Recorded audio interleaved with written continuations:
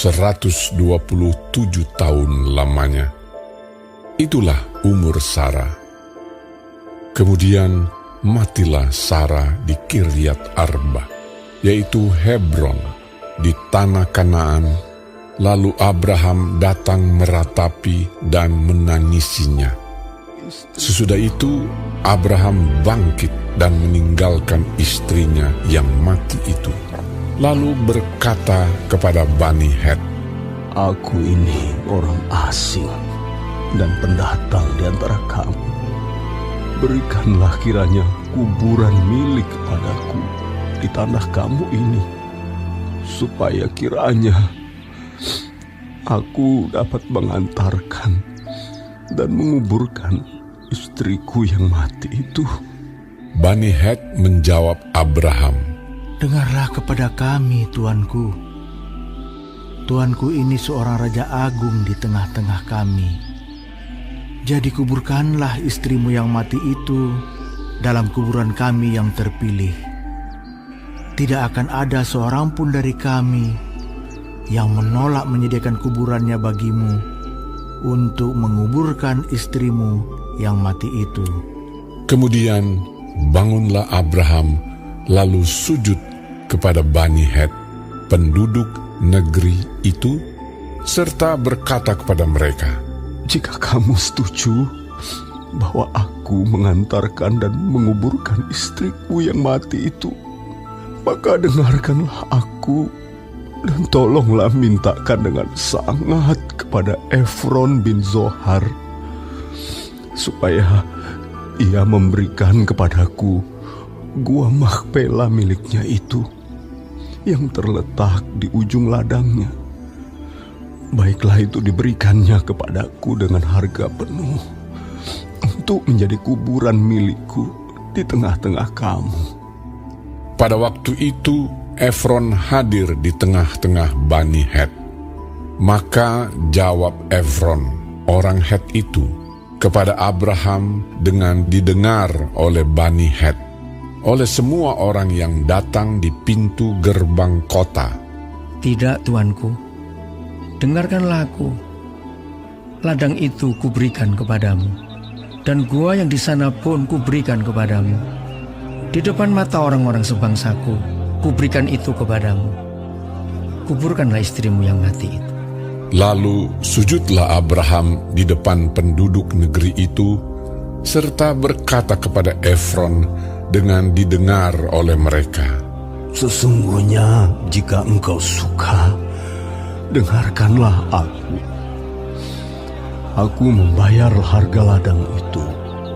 Terimalah itu daripadaku, supaya aku dapat menguburkan istriku yang mati itu di sana." Jawab Efron kepada Abraham, "Tuanku, dengarkanlah aku. Sebidang tanah dengan harga 400 sikal perak. Apa artinya itu bagi kita? Kuburkan sajalah istrimu yang mati itu." Lalu Abraham menerima usul Efron, maka ditimbangnyalah perak untuk Efron sebanyak yang dimintanya dengan didengar oleh Bani Het itu, 400 sikal perak, seperti yang berlaku di antara para saudagar.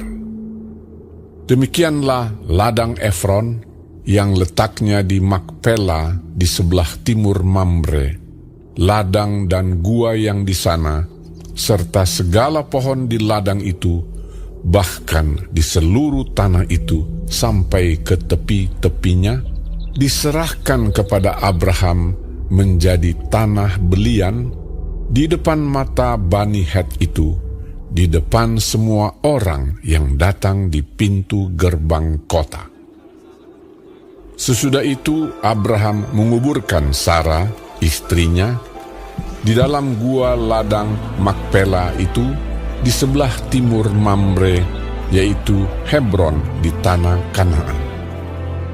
Demikianlah dari pihak Bani Het, ladang dengan gua yang ada di sana diserahkan kepada Abraham menjadi kuburan miliknya.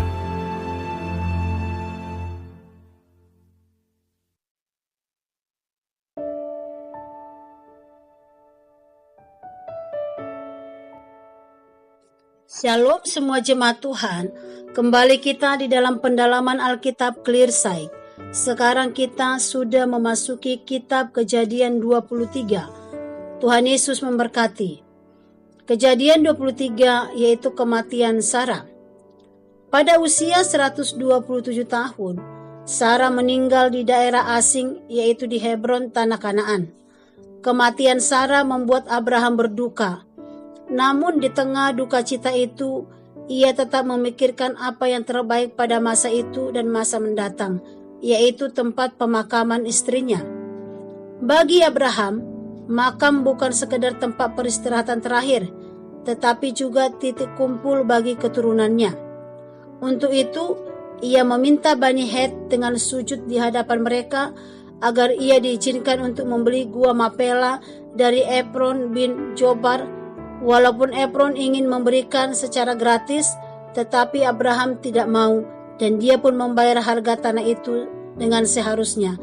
Dan Efron pun memberikannya dengan sukacita, bahkan seluruh ladangnya, yaitu Hebron di tanah Kanaan, dan menjadi milik Abraham. Maka cita-citanya untuk memiliki tanah Kanaan pun terkabul.